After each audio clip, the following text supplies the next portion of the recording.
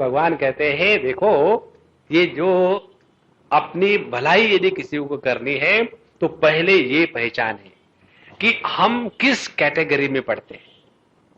हम विचार प्रधान है कि हम कर्म प्रधान है, और ये पहचान हमको अपनी स्वयं को करनी है।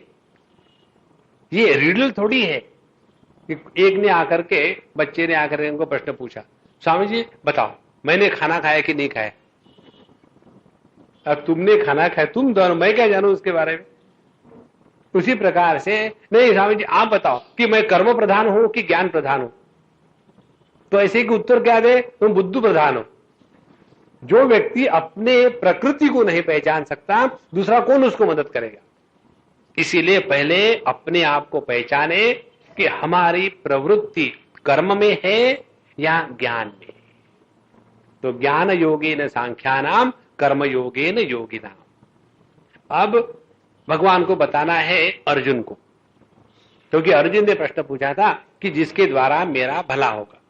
तो भगवान बिल्कुल समझदारी के साथ पहले सिद्धांत का प्रतिपादन करते हैं और फिर ये बताते हैं इस सिद्धांत के अनुसार अब देखो तुम कहां फिट हो रहे हो। तो तुम फिट नहीं होते हो ध्यान करने में, तुम्हारी फिटनेस है कर्म करने में। इसीलिए तस्मात् त्वं कर्म कुरु, भगवान आगे जाके बताएंगे। तो जो श्रेयस की बात अर्जुन ने कही थी, उसी श्रेयस को भगवान अब चौथे श्लोक में बताते हैं। न कर्मणामनारंभात् नैष्कर्म्यं पुरुषोश्नुते न च सन्न्यसनादेव सिद्धिं समधिगच्छति।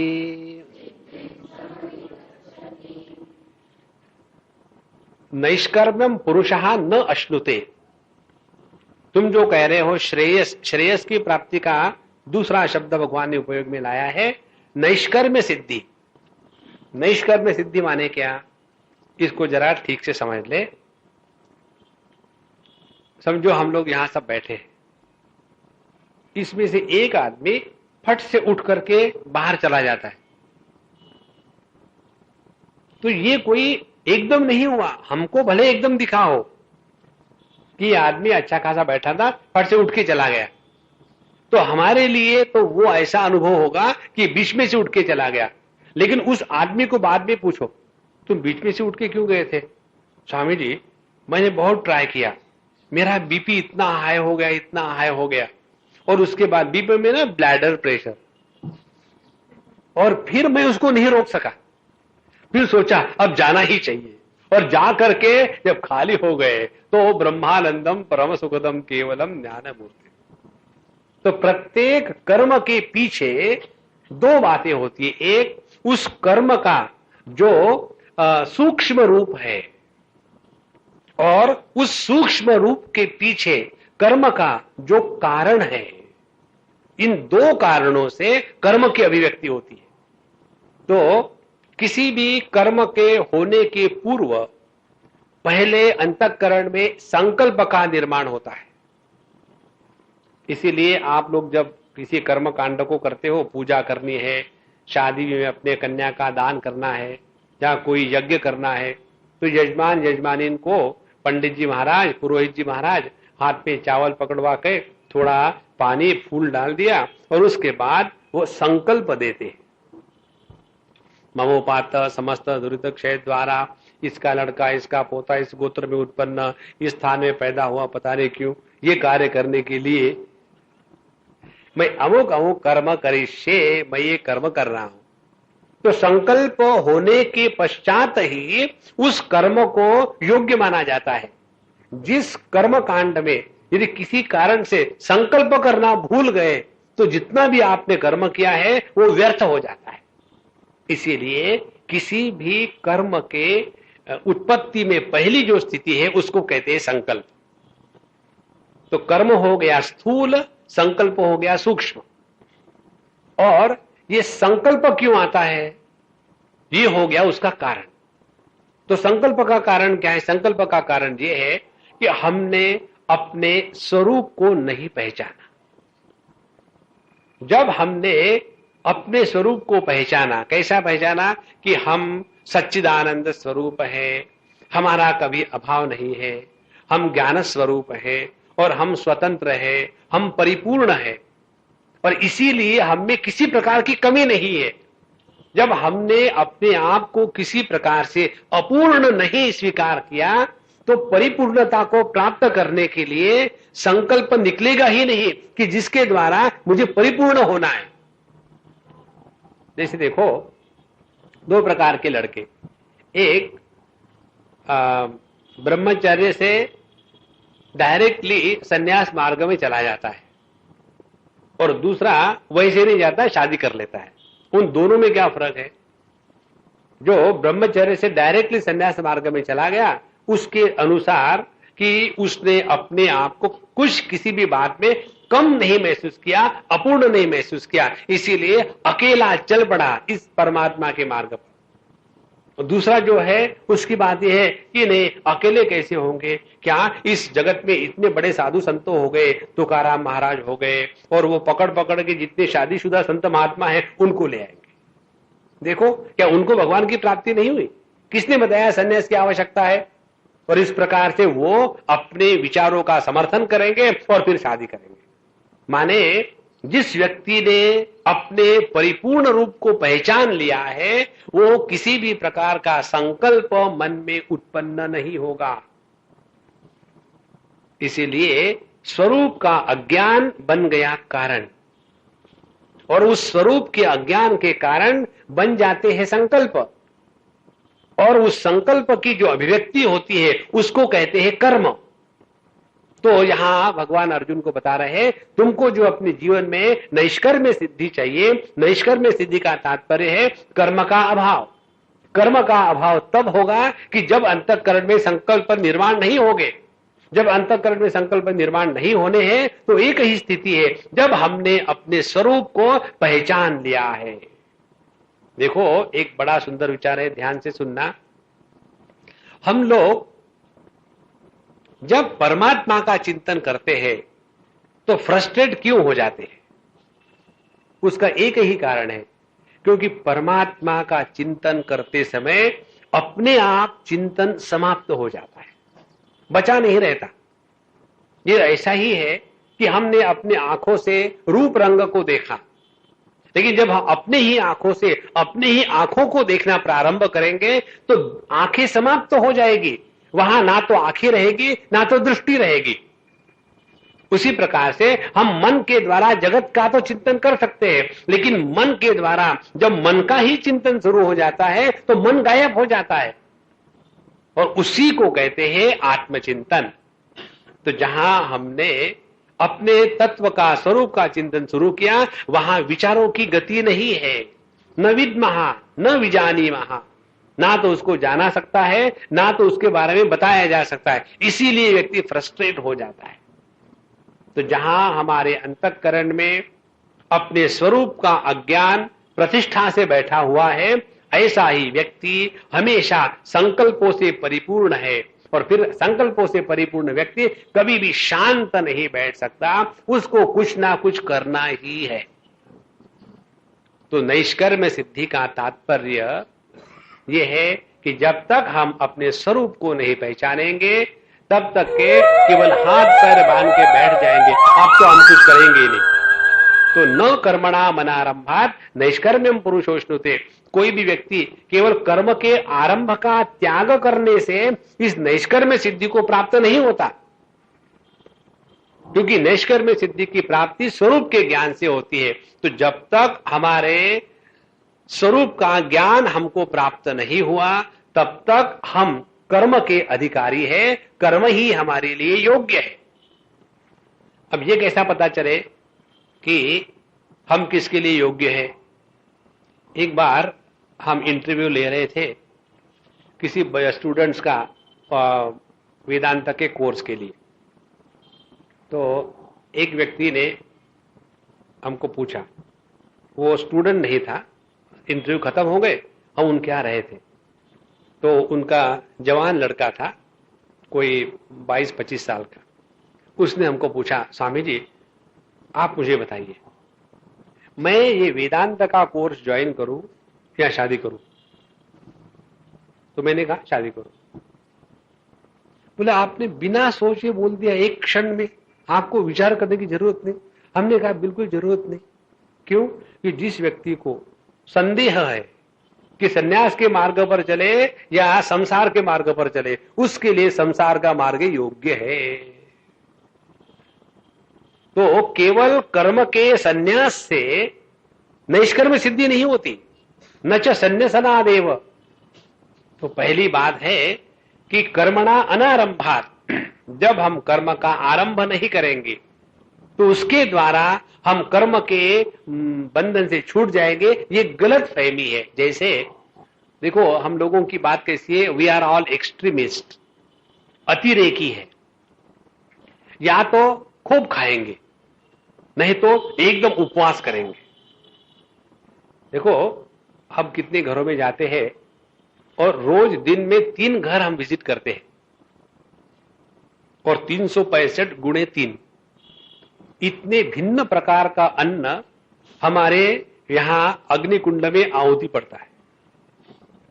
अब क्या क्या आएगा भगवान ही जाएंगे। गुजरातियों क्या गए तो ढोकला आया, साउथ इंडियन क्या गए तो इडली आई, तो अनेक प्रकार की चीजें यहां जाती है।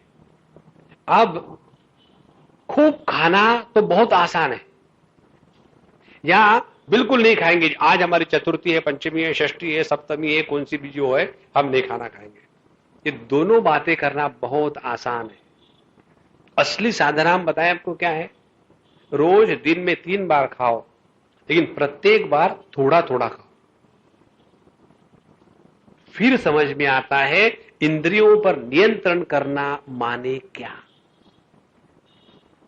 तो न च कर्मणाम अनारंभात, केवल कर्म का प्रारंभ ही नहीं करेंगे तो उससे नैष्कर्म की सिद्धि नहीं होगी। क्योंकि यदि हमारी प्रवृत्ति कर्म की है तो कर्म करके अपने अंदर की जो रजोगुण की गर्मी है उसको निकाल डालो, उसको दबा के नहीं रखना है। तो न कर्मणारंभात नैष्कर्म्यम पुरुषोष्णते। तो या तो हम खूब कर्म में लगेंगे या तो बिल्कुल नहीं रहेंगे। इसके बारे में एक हम आपको उदाहरण देते हैं। एक किसी के घर में बड़ी विचित्र बात थी। उनके जो दादाजी थे वो बहुत सीरियस हो गए और अनेक डॉक्टरों को बुलाया, कुछ उनका इलाज नहीं हो रहा, सीरियस हो रहे दिन ब दिन। और उनकी जो पत्नी थी दादी माँ, वो शांत थी। उन्होंने फिर अपने बच्चों को बताया, इनको ठीक कर दूं क्या मैं? 2 दिन में ठीक कर दे दूं। लेकिन आप मुझे मानते ही नहीं, डॉक्टर को बुलाते हो। मेरे से बढ़कर के इनका कोई डॉक्टर नहीं। बोले क्या हो गया इनको? बोले देखो, उस दिन तुम्हारे लड़के ने इनको डांट दिया था कि दादाजी आपको समझता तो कुछ नहीं, हर जगह मुंह मारते रहे, चुप बैठो। उस दिन से उनको आ गया गुस्सा और दुखी हो गए, और इसीलिए वो अपने गुस्से को अंदर ही अंदर दबाए जाए, इसीलिए सब कुछ हो रहा। एक बार उनका गुस्सा बाहर आ जाए ये ठीक हो जाए। तो फिर क्या करे? बोले वो मुझ पर छोड़ो, उनको गुस्सा कैसा देना मुझे मालूम है। और उस अम्मा ने एक 15 मिनट के अंदर में उनके अंदर की जो आग थी उसको एकदम पेटी लगा दी, धूम धड़ाका। एक बार वो खूब गुस्सा आया, इधर वो ये तोड़ वो तोड़, और सब कुछ होने के बाद एकदम ओम शांति शांति, अब ठीक हो गए सब। उनका टेम्परेचर खत्म हो गया, उनका ब्लड प्रेशर नॉर्मल आ गया, सब कुछ ठीक हो गया। तो जब हमारी प्रवृत्ति कर्म के दृष्टि से है तो ऐसा व्यक्ति जब अपने आप को दबा के रहता है, हम कुछ नहीं करेंगे, तो उसके द्वारा उसका नुकसान होता है। इसीलिए भगवान कहते हैं पहले अपने आप को पहचाने कि हमारी प्रवृत्ति किस प्रकार की है, हमारी प्रकृति किस प्रकार की है। इसीलिए केवल कर्म के त्याग से नैष्कर्म्य सिद्धि नहीं होती, बहुत बहुत आवश्यक है। और न कर्मणा अनारंभात, कर्म करेंगे ही नहीं। अब उसका एक दूसरे दृष्टि से समझे। एक व्यक्ति कार चला रहा था और वो गलत स्थान पर पहुंचा, जहां पहुंचना था वहां नहीं पहुंचा। तो उसके पत्नी ने उसको डांटा। पत्नी उसी लिए होती है। अभी की बात बताओ, हम किसी हमारे मित्र के साथ आ रहे थे तो हमने कहा भाई चलो हमको लेट हो रहा है। बोले स्वामी जी ड्राइवर नहीं आया है। तो बोले ठीक है रुकते हैं फिर। कब आएगा? बोले अभी आ जाएगा ड्राइवर। तो 15-10 मिनट रुके हम। 10 मिनट के बाद उनकी पत्नी आई। बोले स्वामी जी चलो। हमने कहा भाई तुमने तो कहा था ड्राइवर की बात। बोले यही तो ड्राइवर है, वो मुझे ड्राइव करती है और फिर मैं एक गाड़ी चलाता हूं। तो ये जो पति पत्नी का झगड़ा चल रहा था, ये गलत रास्ता लिया, गलत स्थान पर पहुंचे। पहुंचने के बाद पत्नी को तुमको हमेशा बताया, मेरी बात मानते ही नहीं हो, ये नहीं लेना वो नहीं लेना। और पति को गुस्सा, ठीक है मैंने गलत चलाने के कारण गाड़ी यहां गई ना, अब मैं नहीं चलाता हूं। अब गाड़ी नहीं चलाने से थोड़ी ठीक स्थान पर पहुंचेंगे। हमको करना क्या है, गाड़ी को तो चालू ही रखना है लेकिन अपने दिशा को बदलना है। इसी प्रकार से जब हमने गलत प्रकार के कर्मों के द्वारा अपने आप को कर्म के बंधन में फंसा के रखा है तो उसके निकलने के लिए कर्म ही करना पड़ेगा। लेकिन अब हमको कर्म करने की जो पद्धति है उसको बदलना पड़ेगा। ये महत्व की बात। ये बात जब समझ में नहीं आती है तो हम एकदम ठीक है हमसे सभी गलत था, हम कुछ नहीं करेंगे, ऐसी बात नहीं है। तो न कर्मणा मनारंभात नैष्कर्म्यम पुरुषोष्ठते, और आगे न च संन्यासनादेव सिद्धिम समधिगच्छति, और केवल कर्म के संन्यास से ही नैष्कर्म्य सिद्धि की प्राप्ति नहीं होती। कर्म का संन्यास करना माने क्या? नॉर्मली कर्म के संन्यास को जो साधारण लोग हैं वो ये समझते हैं कि एक जगह चुप बैठे तो हमने कर्म का संन्यास कर लिया। कई बार ऐसा होता है कि अब हम में वैराग्य आ गया। क्या हो गया वैराग्य? अब मुझे कम से कम वस्तुओं की आवश्यकता पड़ती है, ज्यादा वस्तु की आवश्यकता नहीं पड़ती, बड़ा वैराग्य आ गया। ये संन्यास है, ये वैराग्य जो है ये उनके कार्टून है, वैराग्य नहीं है। वैराग्य का अच्छा या सच अर्थ क्या है कि इस जगत की कोई भी वस्तु, कोई भी व्यक्ति कभी भी अपनी नहीं थी।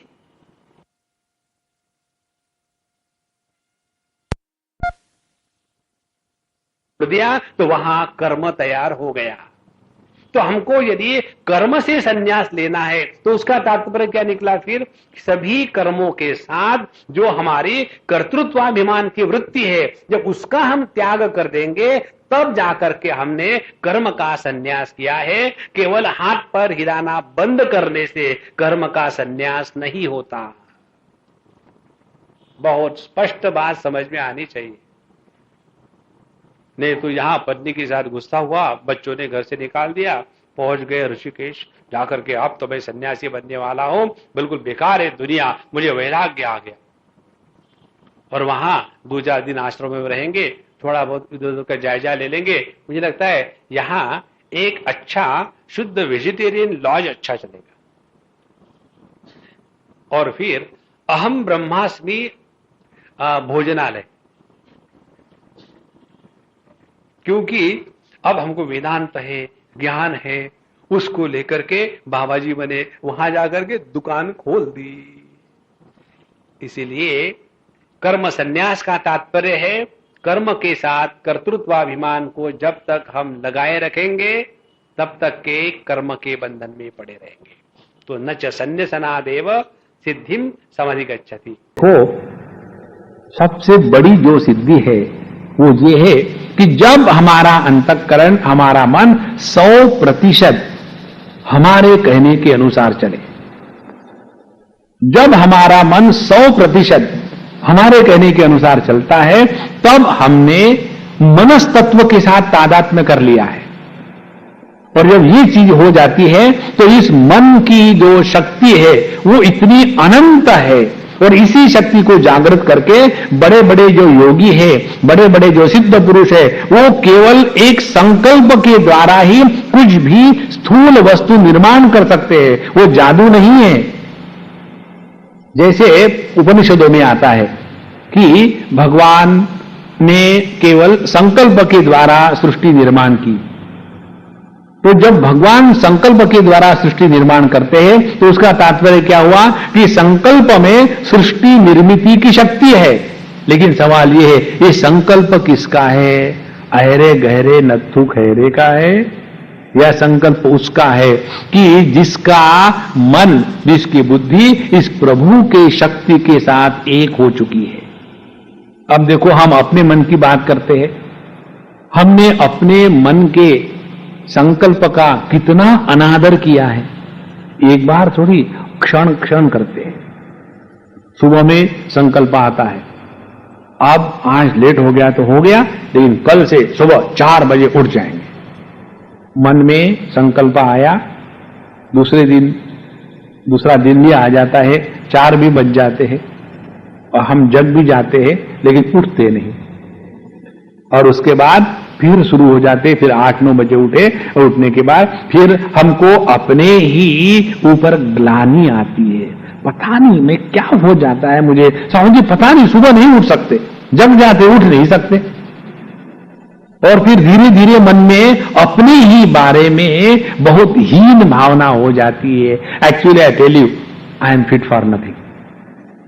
जब व्यक्ति अपने ही ज्ञान का अनादर करता है तो उसके ज्ञान का दूसरा कौन आदर करेगा। इसीलिए जब हम लोगों के शब्द दूसरे सुनते हैं तो उनके अंतःकरण पर कोई परिणाम नहीं होता, लेकिन वही शब्द जब कोई साधु संत का मुख से निकलते हैं तो प्रभाव क्यों होता है? क्योंकि उनके ज्ञान के पीछे शक्ति है। हमारे ज्ञान के पीछे केवल आवाज है माइक की, माया का कार्य माइक। इसीलिए ये बात यहां भगवान बताते हैं कि सिद्धिम समधिगच्छति, तो सिद्धि है अपने अंतःकरण की शुद्धि। और जिस अंतःकरण में राग द्वेष का प्रभाव नहीं, वो अंतःकरण शुद्ध। जो अंतःकरण हमारे कहने के अनुसार चलता है वह अंतःकरण शुद्ध।